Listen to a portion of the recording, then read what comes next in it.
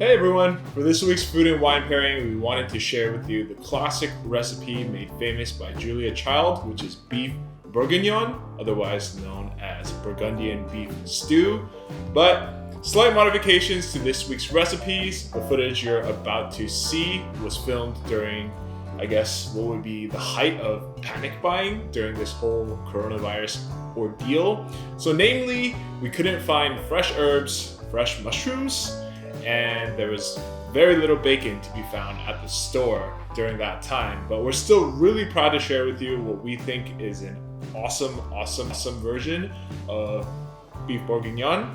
They say necessity is the mother of invention. And I think for this recipe and food and wine pairing, this couldn't be more true. So let's get to cooking the recipe, and at the end, we'll answer a simple question of whether we think beef bourguignon pairs better with Pinot Noir or Cabernet Sauvignon. Let's get to it. So here is Chef Matsuo showing us all of the ingredients you'll want to have ready for today's dish. This is a more in-depth dish, so all of the ingredients and their exact amounts will be in the description box below, or you can click the link in the description to view the full recipe. First up, we're gonna roughly chop up 4 large carrots. If you wanna be a little bit more stylish, like Chef Matsu is showing you here, we're gonna make oblique cuts. So what you're gonna do is cut the carrots on a bias, turning the carrot 90 degrees after each cut, which will give you really nice stylish oblique cuts, which will look really nice for the final plating. Next up, you're gonna take 1 whole red onion, chop it in half, and roughly chop it lengthwise into approximately 1-inch pieces. You don't have to be perfect with this one because these onions will not end up on the final plate, but they will lend a lot of flavor to our braising liquid. For this step here, we are going to take 3 to 4 strips of bacon and cut them into 1-inch pieces. You can do more bacon here if you want to reserve extra as a garnish, but what we're going to do with this bacon is we're going to saute it, and it's going to end up providing more flavor to our braising liquid. The reason we didn't get extra bacon for garnish was because during the height of coronavirus, panic buying bacon was in short supply at the grocery stores.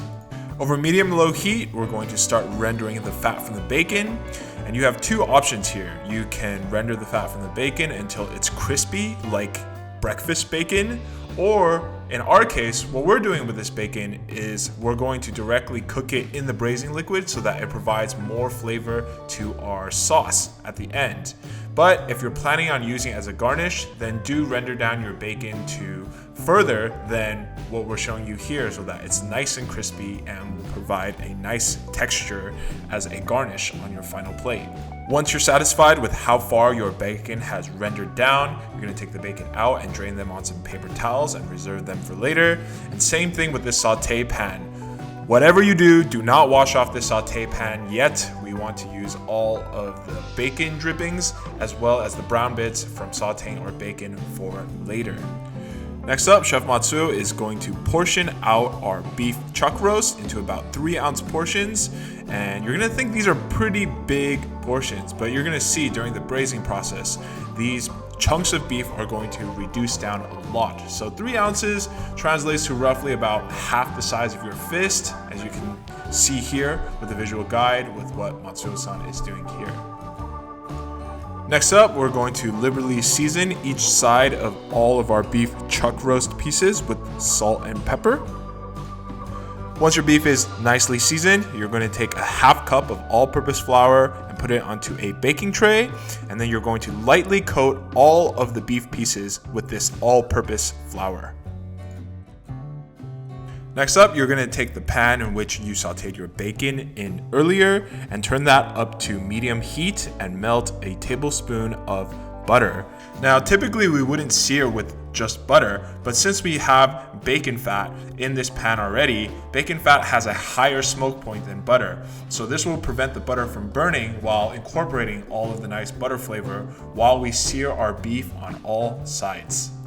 Be sure to be patient keeping the heat on medium, because this will probably take about 4 to 5 minutes for each side to get that really nice brown crusty color. And if we put it on high heat for that long, then we'll end up with really burnt brown bits at the bottom, which we don't want. We want really dark brown bits, but not to the point where it's burnt. Throughout this process, the flour will absorb some of the butter and bacon drippings, so add more butter as needed until you're finished searing the beef on all sides for all of the pieces. Once you're finished searing off all of your beef, put that on a plate and leave that to the side, and then add in your chopped onions. Once you've added your onions to the saute pan, you're gonna switch to a wooden spatula, and you're gonna use this wooden spatula to do your best to scrape up all of those delicious brown bits from the bottom of the pan and combine them with the onion while you're sauteing them.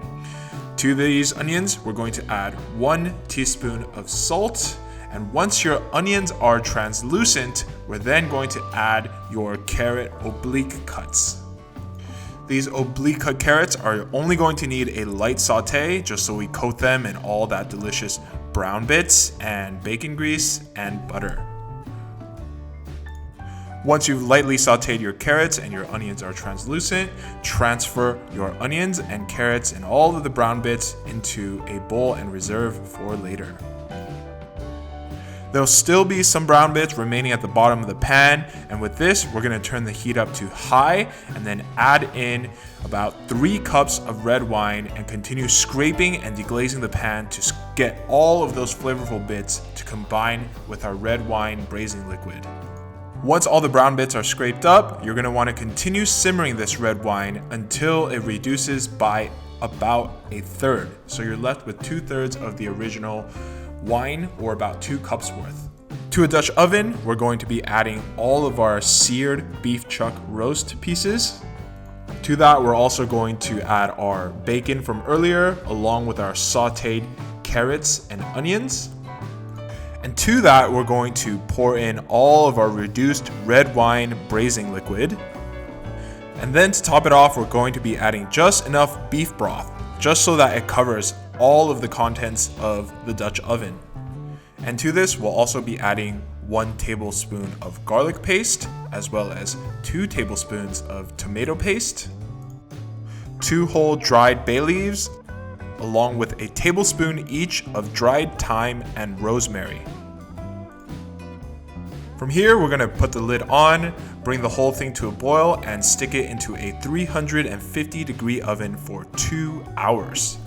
Next up, we're going to take our dried portobellos and combine them with about 2.5 cups of water for at least 30 minutes to let them soak, but an hour is ideal. In the meantime, while we're waiting for our mushrooms to hydrate, we are going to cook our baby Yukon Gold potatoes. So in a medium saute pan, we're going to put all of the potatoes and cover them with just enough water to cover, along with about 2 tablespoons of salt. Bring your water to a boil and cover with a lid and cook the potatoes until they are just about fork tender. Once your potatoes are done cooking, we're gonna strain them out with a strainer and then put them into a bowl and reserve them on the side uncovered. Next up, we're going to empty out the saute pan, turn it up to medium heat, and add in 3 tablespoons of butter along with a 1/2 tablespoon of garlic paste. Allow your butter and garlic to just saute together momentarily, and then you're going to add in the cooked potatoes into your saute pan and start tossing to combine. To this, we're gonna add 1 more teaspoon of salt, continue tossing, and then at the very end, we're going to add in a 1/2 tablespoon of soy sauce, and then toss that to combine. Once it's combined, immediately turn off your heat and your potatoes are done. After about 1 hour, we're going to drain off all of the mushroom liquid from the mushrooms. And before moving on to the next step, we're also gonna wanna make sure to squeeze out any excess moisture from these mushrooms. And now we're gonna go through the exact same process that we went through with the potatoes, this time with the mushrooms. So over medium heat, bring your butter up to a simmer, and then add in your garlic and allow your butter and garlic to saute together momentarily, at which time you're going to add in your dried portobello mushrooms and allow that to saute together until the mushrooms are nice and tender. And finally to that, we're just gonna add a small pinch of salt and finish it off with another 1/2 tablespoon of soy sauce, turning off the heat and then stirring to combine. After about 2 hours, you're gonna take your Dutch oven out of the oven And first what we're gonna do is remove all of the big pieces of beef shank and carrot and put them separately off to the side.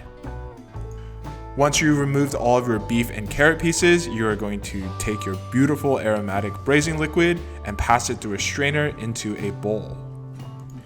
Now we definitely don't want to waste any of the flavor that we've worked so hard to get into this liquid. So take the time to take a wooden spatula or a regular spatula and press all of the onions as much as you can through the strainer so you extract every last bit of flavor from this dish. Now we're going to start reducing our braising liquid over high heat, and this is when we're going to add in some of the reserved mushroom liquid. How much you add is up to you. You want to find a nice balance between that nice earthy mushroom flavor and that robust beef flavor that we worked so hard to make. So Matsuo-san decided here to add in about a half cup's worth of the mushroom liquid into his braising liquid. And to that, just to make it a really nice, unctuous, rich sauce to pair with the wines we'll be trying later on, we're gonna add in another 2 tablespoons of butter. Once you've reduced your braising liquid down to about 3 cups, you're going to take 1 tablespoon of cornstarch and combine that with a half cup of water, and then slowly add that as needed into your braising liquid. Continue reducing until the liquid reaches a consistency in which it will coat the back of a spoon. Here's a close-up of the consistency you want to strive for your braising liquid sauce. And now your beautiful beef bourguignon is ready to be plated. So onto a plate, stack up 2 nice big chunks of the beef chuck roast, and off to the side, stack up 2 to 3 pieces of your braised carrots. And then add in about 3 of the baby potatoes and some mushrooms off to the side. And generously spoon over that luscious, rich, delicious sauce all over your beef pieces. Now this last step here is optional, but if you're going for that Instagram-worthy lockdown cooking caption here, then just for visual appeal, you can put a bit of heavy whipping cream into a cup with a pour spout and drizzle over a couple drops onto your delicious sauce. Now the very last step is to sprinkle on a dusting of dried parsley just for that final touch. And now all we're missing is a couple nice bottles of wine and some good friends to share your lockdown cooking with. Hey everyone, so Chef Matsuo's finished cooking the beef bourguignon for us, and here with a couple of my family members. We're all here in California, we're on lockdown, but it's not stopping us from having a good time. And there's a time and a place for really artful food and wine pairings, but today I think people would like simple answers to simple questions.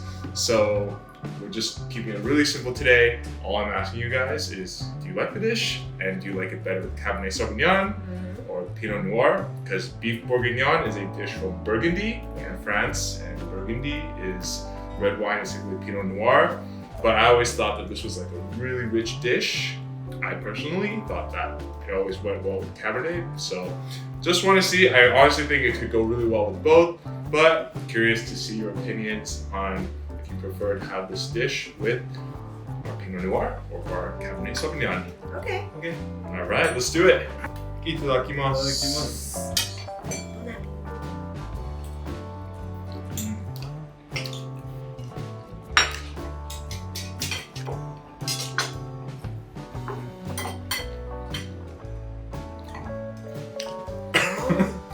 Go to there. Go there.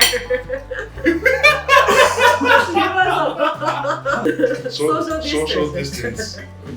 Which one did you like better with the dish? Pinot Noir or Cabernet? Pinot Noir? Pinot Noir. Pinot Noir? They're the same. Pinot Noir! I'm the only one that liked it better with Cabernet Sauvignon. Actually, I think the both is a little bit similar when you drink this with those beef. But this one is more strong. Yeah. So in the end, I think they have the more flavor content on your tongue for a long time. But this one, they are cut at the same time with those sauce on your tongue. This is why I prefer Pinot Noir. But for drink, maybe this one. I like tannin when I have like really thick sauces. So the cab has more tannin for me. Would you say they both work? Yeah, I think I honestly do. Yeah, they both work. Yeah, they both work. runs more smoothly. Yeah. 对，两个是对。 So we have 3 votes for Pinot Noir, 1 vote for Cabernet Sauvignon. But we did accomplish what we set out to do. We wanted to present to you a versatile dish that could go with a wide range of, in this case, red wines. I wouldn't go as far as to say it would go well with a white wine.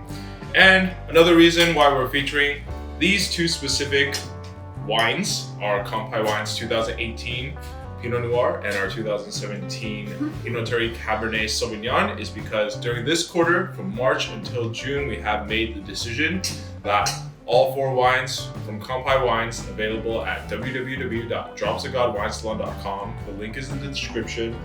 15% we will be donating to healthcare workers and local food banks in the community. So we really hope you guys will check that out. In addition, if you like our content, don't forget to like, comment, and subscribe. If you're interested in Wine Club membership, all proceeds from this quarter's new Wine Club members from March until June, 15% of that will also be donated to healthcare workers and local food banks that are helping us through this coronavirus pandemic. We really hope you guys enjoy. Beef Bourguignon, beef stew, French beef stew is a really hearty, comforting dish that is very easily put together. You know, we made some substitutions. There was no fresh mushrooms. We think it worked really well with I just keep the dried mushrooms. Yeah, there's no fresh parsley, so we used dried parsley as a substitute. You know, so yeah, we really hope you'll find some comfort in making this dish and opening a nice bottle of wine. I know these are stressful times, but don't forget to take some time to celebrate with some good food and wine as well. This is all of us here at Wine Salon signing out. Stay safe, everybody. Enjoy. Cheers. Stay safe, Kanpai. Bye.